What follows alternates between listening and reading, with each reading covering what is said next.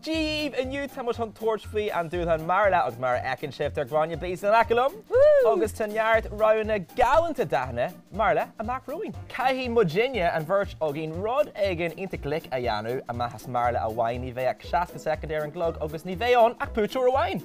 Ceir go leor Gráinne sé an géad rud ná bla. A Railin. Obvious you're going to come class.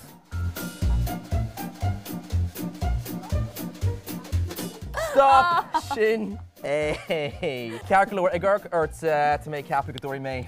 Seach am has sé ditse. Seach? Ceir tú ceir fumsa? Dhéanaan duine hí trí bíal a dhís níos rana an sílim, so... Ag fós féin is uachtar róte. Is uachtar róte ionta mai se. Ó amsa. An dara Dúshlán ná pizza in Railin.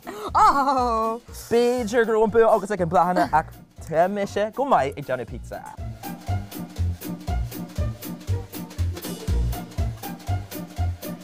Agus!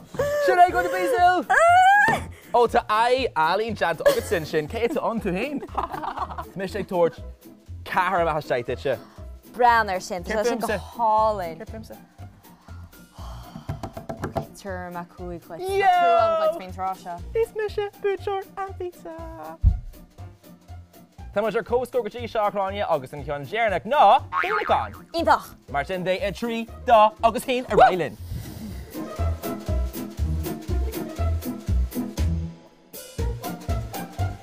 Sin é tá an am is tí agus é gurc.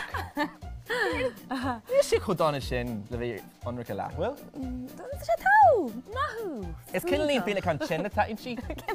Sin méid sin ach dhéann tú an job caiimí rá. Tá muid an go jazz. Mar is gannach tá tú ag fáil an pléinte, so mar sin dé tosa an búteir.